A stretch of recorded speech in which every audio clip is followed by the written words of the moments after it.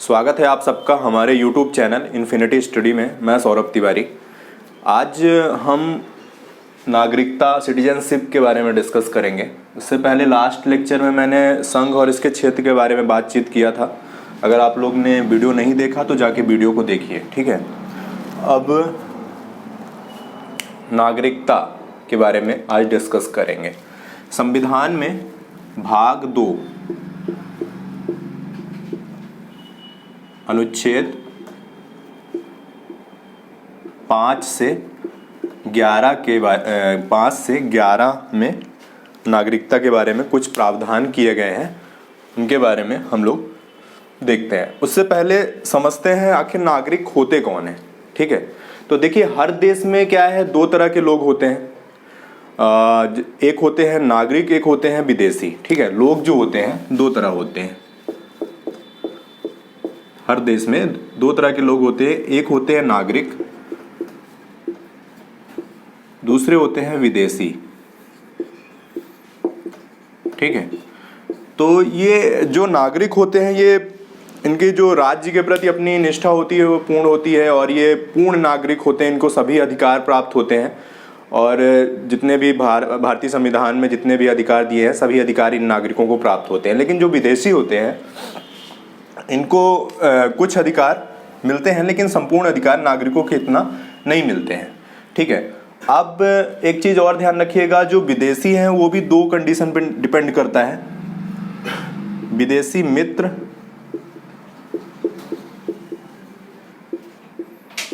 विदेशी शत्रु।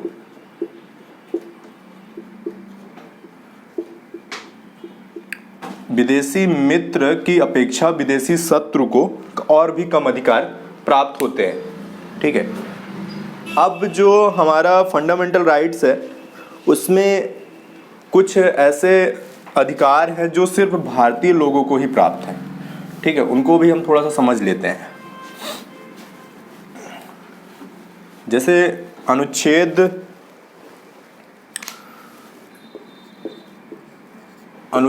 15 है। इसमें जो किसी भी व्यक्ति के साथ मूल वंश, धर्म, लिंग के आधार पर उसके साथ भेदभाव नहीं किया जाएगा। ये सिर्फ जो है ये भारतीय मतलब नागरिक लोगों के लिए है, जो भारत के नागरिक हैं उनके लिए अनुच्छेद 15 है। अनुच्छेद 16 भी इसी तरह। अनुच्छेद 16 में है लोक नियोजन में समता, मतलब सभी जो भारत के नागरिक हैं उनको एक समान लोक नियोजन में अवसर में मौका मिलेगा, ठीक है। अनुच्छेद 19 भी सिर्फ नागरिकों के लिए है, जिसमें हम निर्वाध कहीं भी देश में घूम सकते हैं, विचरण कर सकते हैं, संघ बना सकते हैं, संचरण कर सकते हैं, मतलब कि जितने भी हम देश में कहीं भी बस सकते हैं, कहीं भी रह सकते हैं। तो ये सिर्फ नागरिकों के लिए व्यवस्था की गई है। इसी तरह अनुच्छेद 29 और 30 में भी शिक्षा संबंधी जो अधिकार हैं वो सिर्फ नागरिकों के लिए है, ठीक है। और नागरिकों के लिए जो अलग से अधिकार है वो है, जैसे विधानसभा और लोकसभा में चुनाव होता है तो उसमें मतदान करने का जो अधिकार होता है वो सिर्फ नागरिकों को होता है, और वो विदेशियों को नहीं प्राप्त होता है। जो भारत के नागरिक होते हैं उनको वो अधिकार होता है। और अगर वो सदस्य बनना चाहते हैं विधानमंडल के, संसद के, तो उसके लिए भी वो चुनाव लड़ने की सदस्यता ग्रहण करना चाहते हैं तो वो सिर्फ नागरिकों को अधिकार प्राप्त होता है, ठीक है। राष्ट्रपति, उपराष्ट्रपति, सर्वोच्च न्यायालय के न्यायाधीश, मुख्य न्यायाधीश, जितने भी ये संवैधानिक पद होते हैं ये सिर्फ नागरिकों के लिए होते हैं, ये विदेशियों के लिए नहीं होते हैं। एक चीज़ ध्यान रखिएगा, जो भारत का राष्ट्रपति है वह जन्म से, अगर वो भारत का नागरिक है और प्राकृतिक रूप से,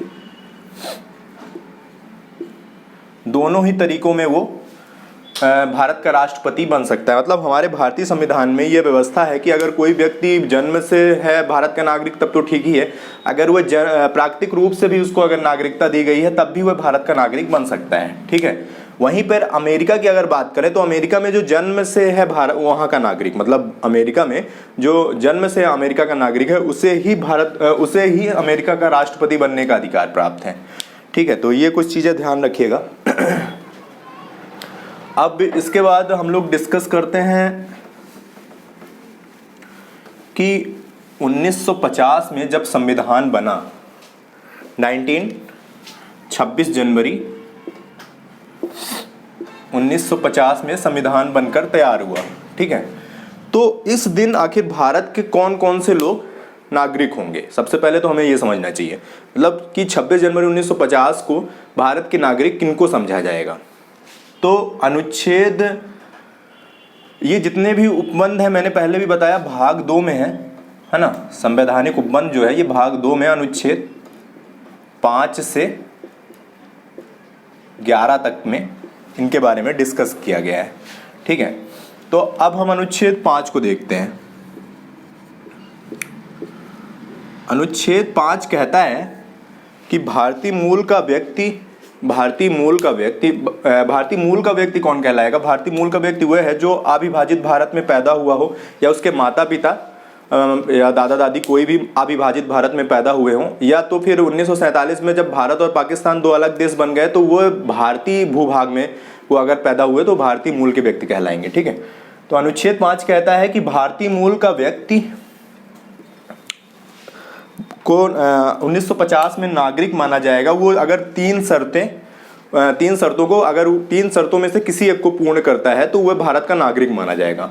एक तो पहला वह है कि वह भारत में उसका जन्म हुआ हो। ठीक है, भारत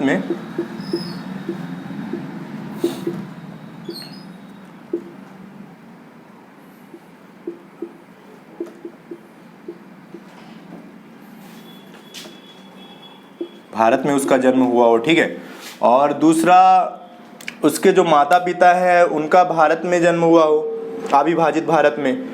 तीसरा, संविधान लागू होने से पूर्व वह 5 वर्षों से रह रहा हो, मतलब 1945 से अगर कोई व्यक्ति भारत में रह रहा है तो उसे भारत का नागरिक माना जाएगा। ये मैं 26 जनवरी 1950 के में बात कर रहा हूँ कि 26 जनवरी 1950 में कौन भारत का नागरिक माना जाएगा। ठीक है, अब अनुच्छेद जो 6 है,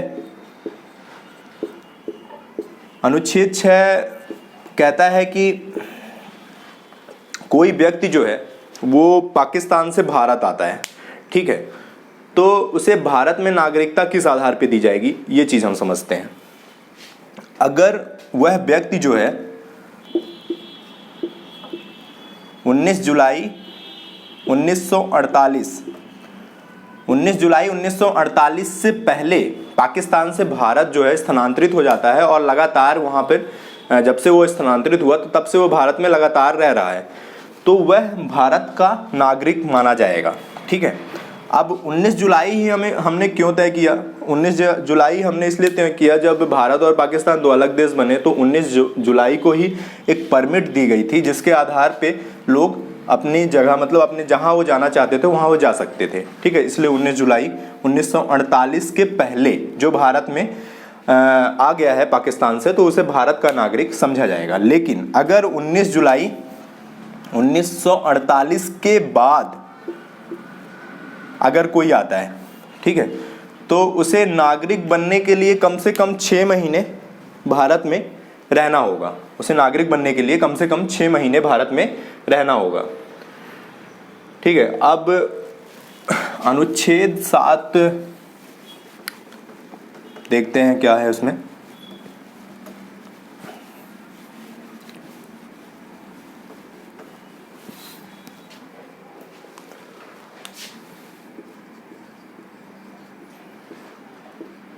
अनुच्छेद 7,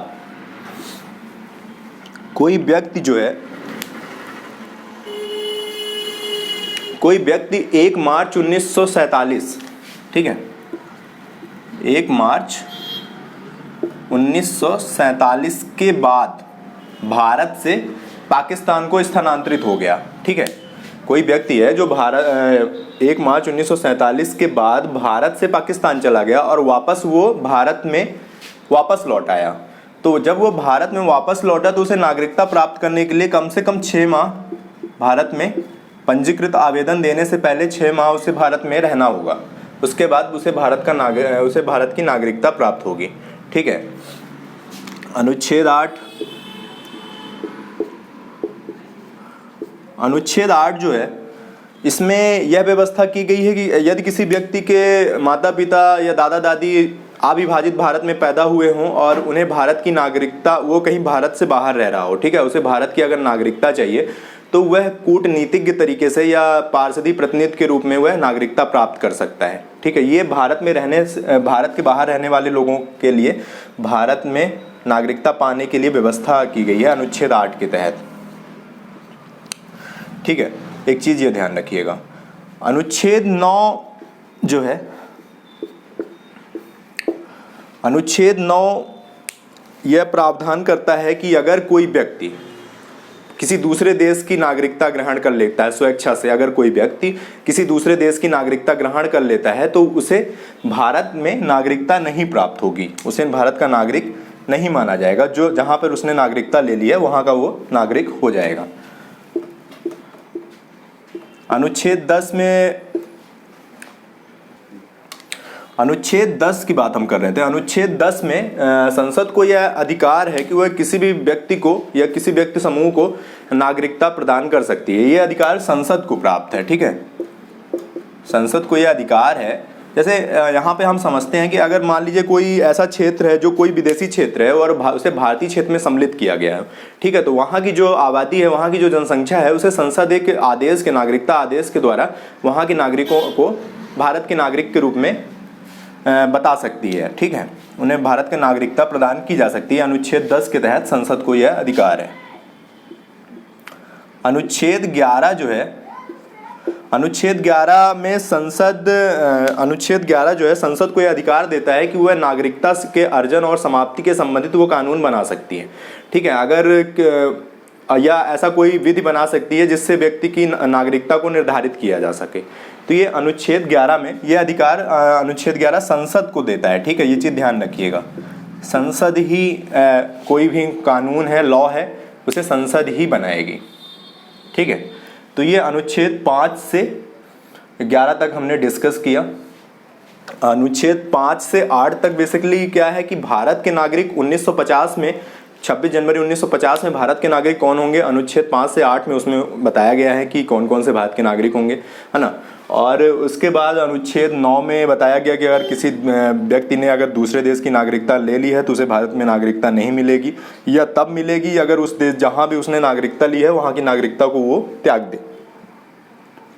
अनुच्छेद 10 की बात हमने किया कि अनुच्छेद 10 के तहत किसी भी व्यक्ति को नागरिकता मिल सकती है या नागरिक माना जा सकता है यदि संसद ऐसा कोई विधि बना दे, ऐसा कोई कानून बना दे। अनुच्छेद 11 में संसद को यह अधिकार दिया गया है कि वो नागरिकता के अर्जन और समाप्ति के संबंधित नियम बना सकती है। ठीक है, तो ये हमने अनुच्छेद 5 से 11 तक के बारे में डिस्कस किया। अब हम बात करते हैं नागरिकता अधिनियम 1955, उसके बारे में भी थोड़ा सा समझ लेते हैं।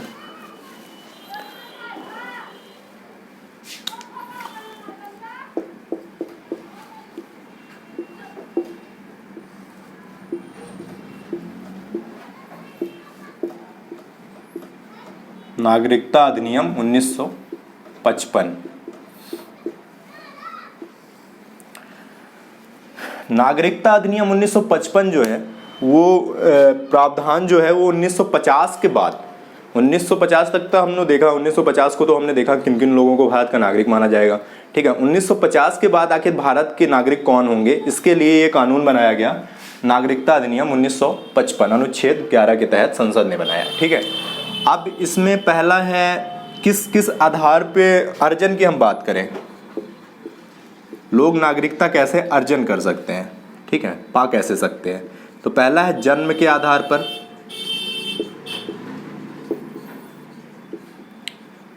ठीक है, तो जन्म के आधार पर अगर किसी व्यक्ति का जन्म 26 जनवरी 1950 से 1 जुलाई 1987 के बीच होता है, ठीक है, 26 जनवरी 1950 से 1 जुलाई 1987 के बीच अगर किसी व्यक्ति का जन्म होता है तो उसे भारतीय नागरिक ही माना जाएगा। ठीक है, तब यहाँ पर कोई भी शर्त नहीं लागू होगी। लेकिन अगर 1 जुलाई 1987 को या उसके बाद अगर किसी व्यक्ति का भारत में जन्म होता है तो वह नागरिक तब माना जाएगा कि उसके जन्म के समय उसके माता पिता में से किसी एक ने भारत का वह नागरिक हो, या तो माता हो या तो पिता हो। ठीक है, लेकिन ये कंडीशन बदल जाती है 3 दिसंबर 2004 के बाद अगर किसी व्यक्ति का जन्म भारत में 3 दिसंबर 2004 के बाद होता है, ठीक है, तो उसे भारतीय नागरिक बनने के लिए उसके माता पिता दोनों को भारत का नागरिक होना चाहिए। मतलब उसके जन्म के समय उसके माता पिता दोनों को भारत का नागरिक होना चाहिए। अगर दोनों में से कोई एक भी है तब भी चल जाएगा, लेकिन दूसरा जो है अवैध प्रवासी नहीं होना चाहिए, इनलीगल माइग्रेंट नहीं होना चाहिए दूसरा। तो ये चीज़ कंडीशन याद रखिएगा। 3 दिसंबर में पहली बात तो यही है कि दोनों अगर हैं तब ठीक है, और अगर दोनों नहीं है तो अगर एक भारत का नागरिक है लेकिन दूसरा जो है अवैध प्रवासी नहीं होना चाहिए, ठीक है, तो वह जन्म के आधार पर नागरिकता प्राप्त कर सकता है। उसके बाद वंश के आधार पे कैसे नागरिकता मिलती है, इसको भी देख लें थोड़ा।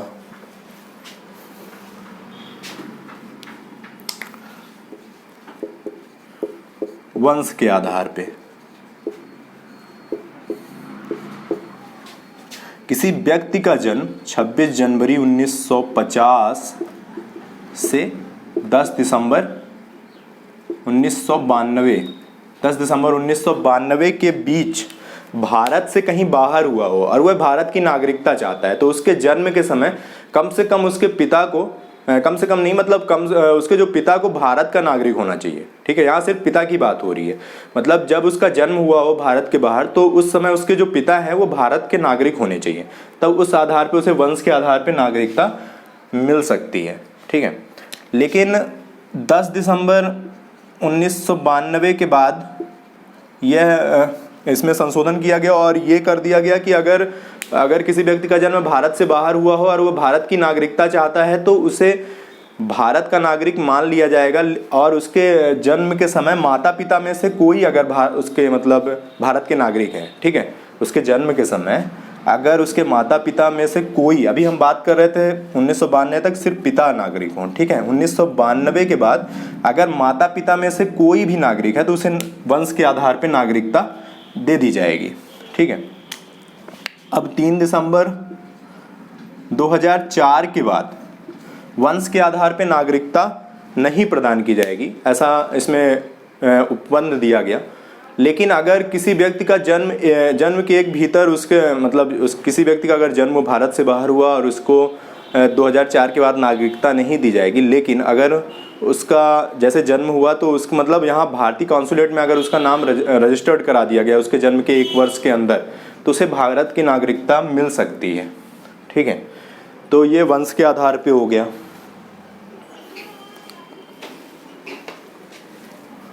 अब हम देखते हैं कि जो अगला तरीका है अर्जन का वो है पंजीकृत।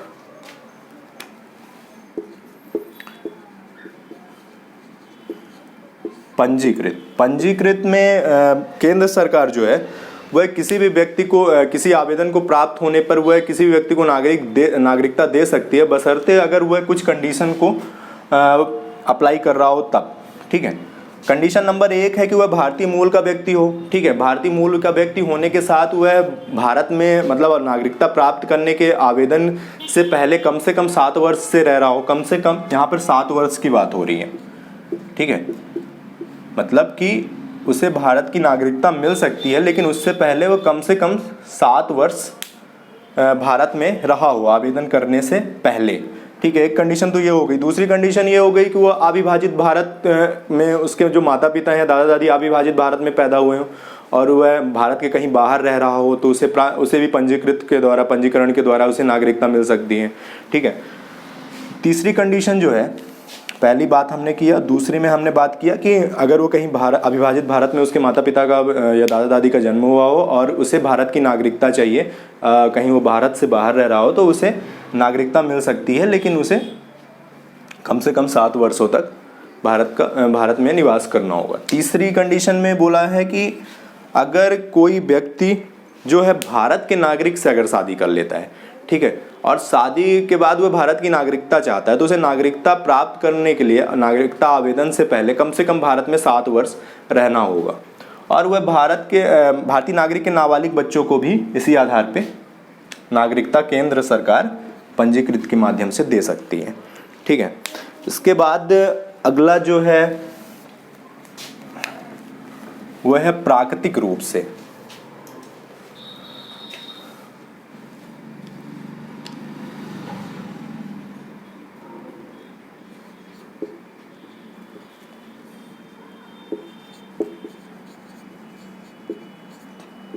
प्राकृतिक रूप से, प्राकृतिक रूप से उन लोगों को ही नागरिकता मिल सकती है जहां पर भारतीय नागरिक अगर नागरिकता चाहते हैं, मतलब उन देशों के लोगों को नागरिकता प्राकृतिक रूप से मिल सकती है जहां मतलब भारतीय नागरिक भी पा सके।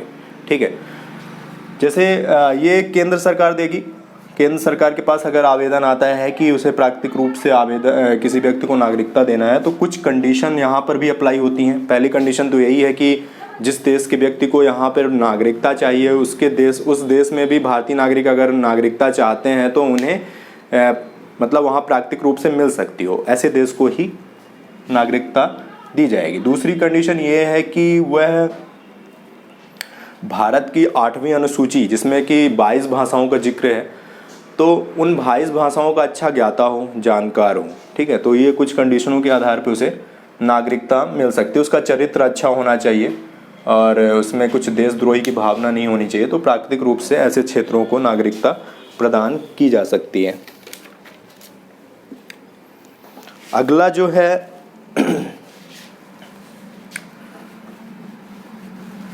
क्षेत्र समाविष्ट।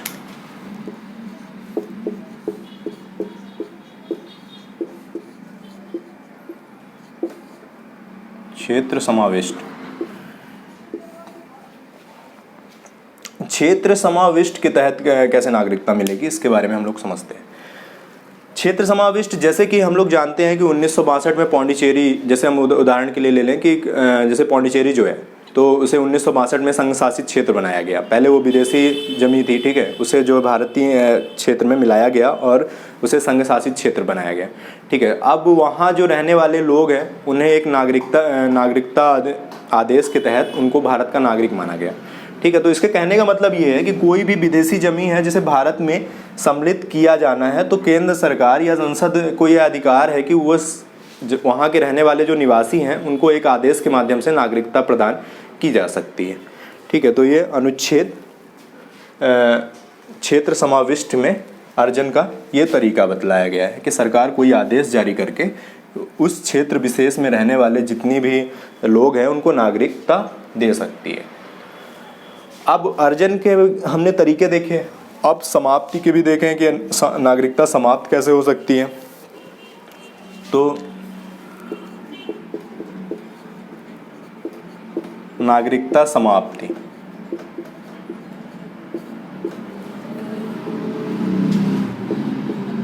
स्वेच्छा से,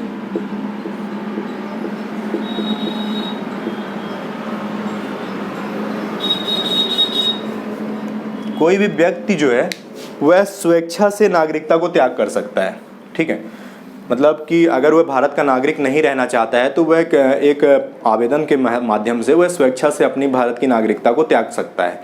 लेकिन अगर उस समय भारत में कुछ युद्ध जैसे हालात हैं या भारतीय सरकार जो है उस समय युद्ध में व्यस्त है तो उस समय उसकी जो ये स्वेच्छा से नागरिकता त्यागने के तरीका है उसमें शायद उसको सरकार जो है एक तरफ रख सकती है और बाद में इसके बारे में, मतलब कहने का मतलब ये है कि युद्ध की स्थिति में वह थोड़ा सा उस समय उसे स्वेच्छा से नागरिकता नहीं मिल सकती, उसमें कुछ देर हो सकती है। ठीक है, दूसरा है बर्खास्तगी। यदि कोई व्यक्ति जो है किसी दूसरे देश की नागरिकता ले लेता है, ठीक है, कोई व्यक्ति है जो भारत का पहले नागरिक है और अब वो किसी दूसरे देश में रह रहा हो तो उसे भारत मतलब दूसरे देश की नागरिकता अगर उसे प्राप्त करनी है तो वह जैसे ही दूसरे देश का नागरिक बनेगा तो वहाँ उसकी जो भारतीय नागरिकता है वो अपने आप समाप्त हो जाएगी। ठीक है, भारतीय नागरिकता उसकी अपने आप समाप्त हो जाएगी। तीसरा जो तरीका है वह वंचित करना। ठीक है, वंचित करने से आशय है कि अगर कोई व्यक्ति जो है नागरिकता वो फर्जी तरीके से अगर प्राप्त किया है तो उसे केंद्र सरकार जो है उसे नागरिकता से वंचित कर सकती है। ठीक है, अगर वह जो देशद्रोही तरह का उसका जो चरित्र है, उसका जो देशद्रोही है, अगर विदेशी जो शत्रु हैं उनके साथ मिलकर कुछ देशद्रोही की भावना उसके अंदर है तो उसकी नागरिकता छीनी जा सकती है। तीसरा ये है कि वह संविधान के प्रति जो उसका बिहेवियर है वो अच्छा नहीं है ना, वो संविधान को पूरी तरह से उसके जो नियम कानून है उसको पूरी तरह से पालन नहीं करता, तब उसकी नागरिकता को छीना जा सकता है। और अगर कोई व्यक्ति भारत से बाहर 7 वर्ष रह रहा हो तो उसकी नागरिकता भी समाप्त हो सकती है। तो ये वंचित करने, ये 3 तरीकों के माध्यम से नागरिकता अधिनियम जो है किसी व्यक्ति की नागरिकता को समाप्त कर सकता है। ठीक है, अब इसके बाद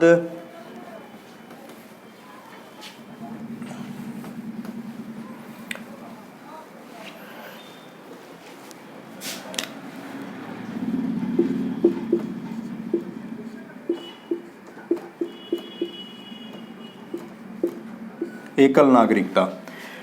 एकल नागरिकता के बारे में हम डिस्कस करेंगे अगली क्लास में। तब तक के लिए thank you so much. Video को लाइक करें, शेयर करें।